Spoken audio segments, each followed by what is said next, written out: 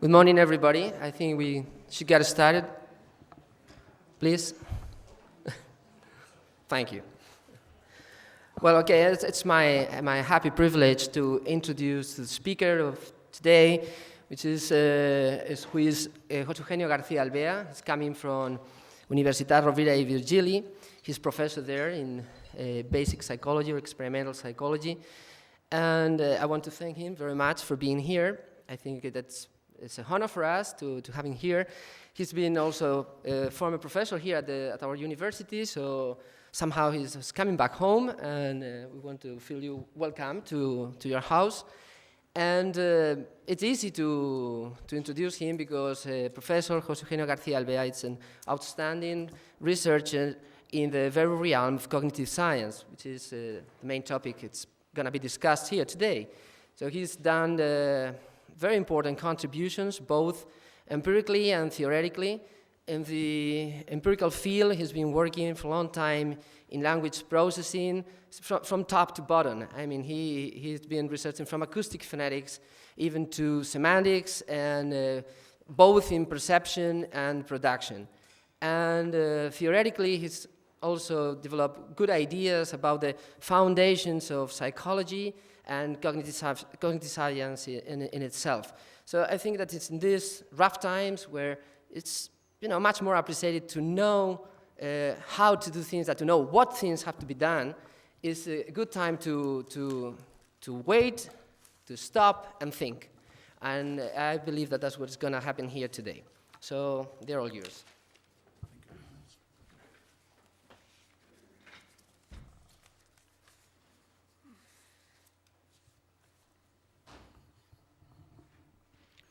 Thank you very much, Luis Enrique, and thank you to the department and the Faculty of Psychology for inviting me to give this talk. It's a pleasure to come back home and to say hello and to meet former colleagues and professors of this university, and sometimes in some cases also students of mine. One is getting old and can presume of very qualified students, now professors of this university and this faculty. So let's start. If this talk the title is a little enigmatic, psychology and neuroscience, too much or not too much, and we are going to try to understand what it means.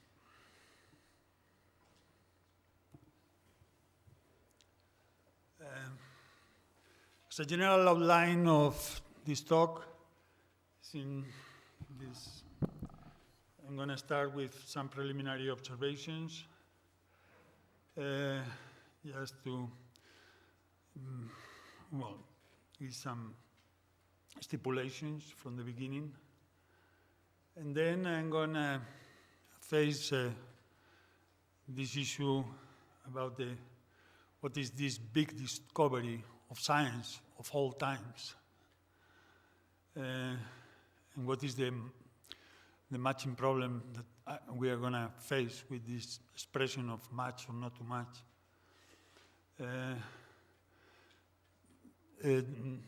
After that, I'm going to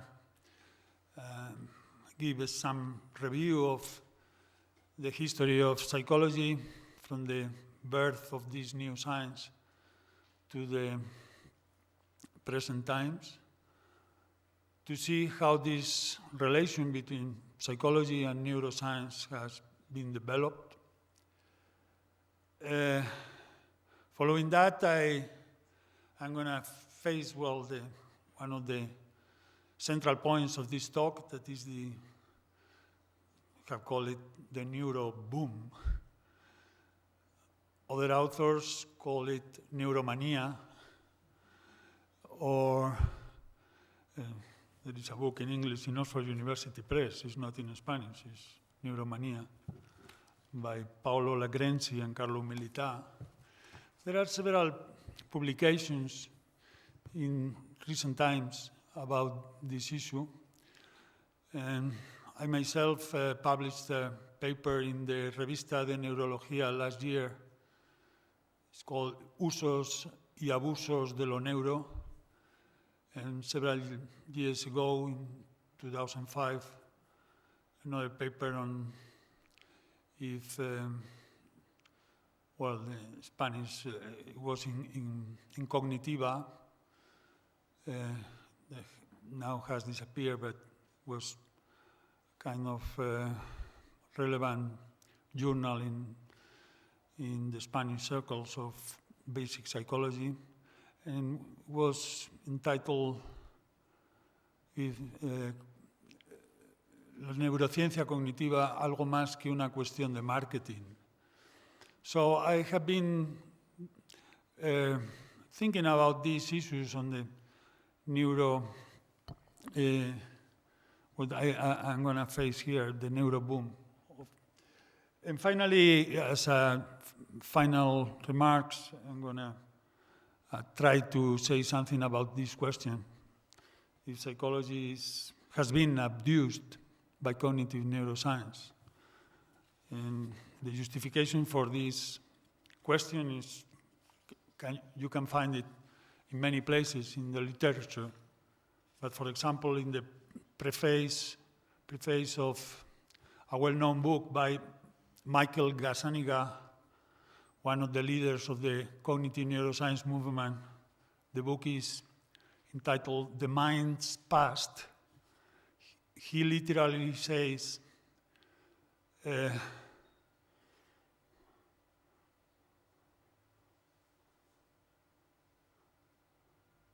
psychology itself is dead, in the second paragraph.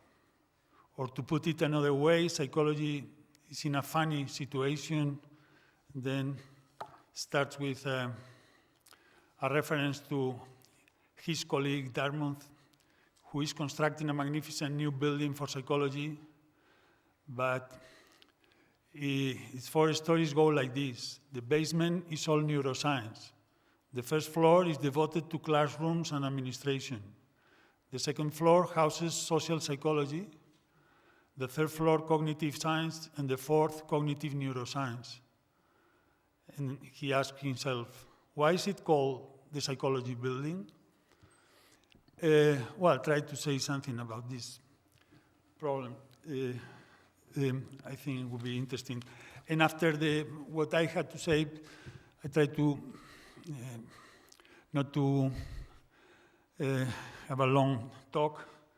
I think Luis Enrique told me to speak about 50 minutes or so. So it would be nice to have questions and to have a kind of dialogue if you like. Well, as preliminary observations, just for advertisement, well, the relation between psychology and neuroscience leads us to the relations between mind and brain. So the mind-body problem or the mind-brain problem is underlying all this discussion, even if we are going to focus especially on the disciplines of psychology and neuroscience.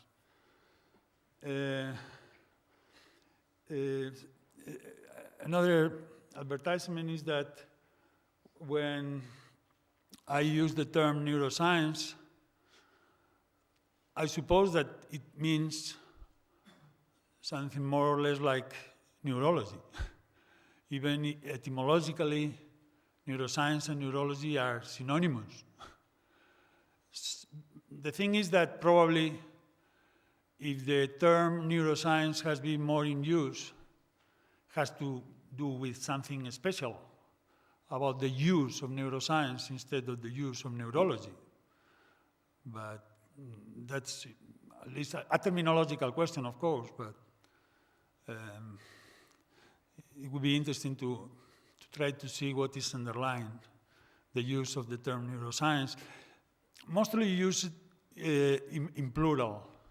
So probably it has something to do with the applications of the science of the brain to many other fields, and to have that prefix neuro added to many other names of disciplines.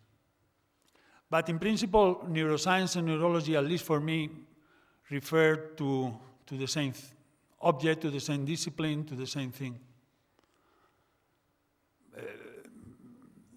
Barring some questions of comments that could differentiate between the use of those terms.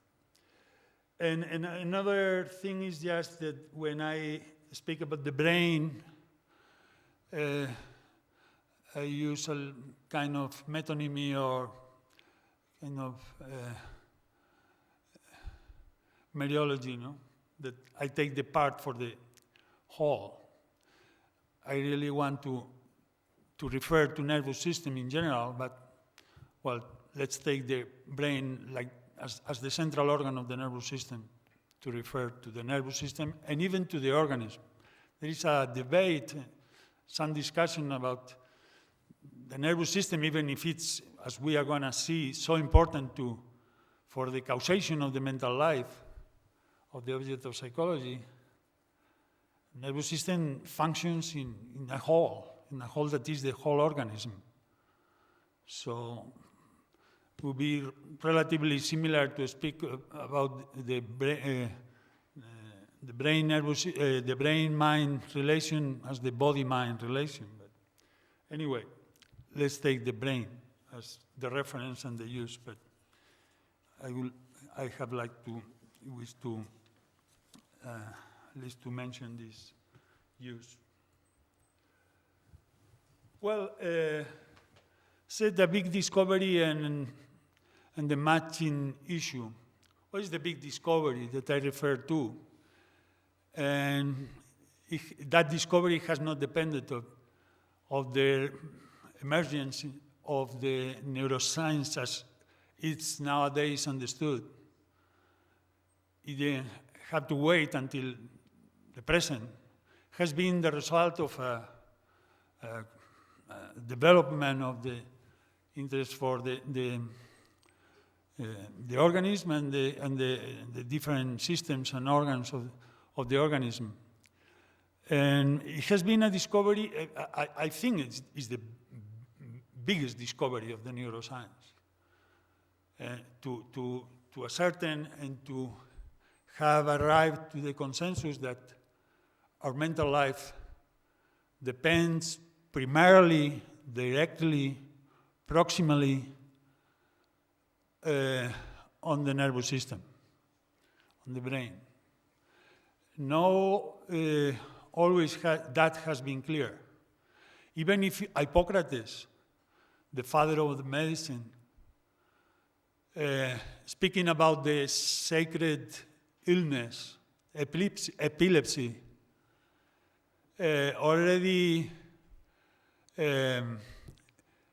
referred to the brain and to the nervous system to explain that sacred, mysterious illness, epilepsy, that until then was explained or referred as the intervention of some spirits or some evil. Hippocrates played very strong because there was not an idea that was generally accepted. Aristoteles, that it looks like the reference for all the knowledge after Aristoteles, was wrong on that. And the brain, for example, for Aristoteles was just an organ to cool the body, but no special functions related to the mental life, to knowledge, to our feelings, passions, perception. So we cannot have it for granted that just like an a priori. No, it's the result of a scientific discovery of our way of trying to capture the world.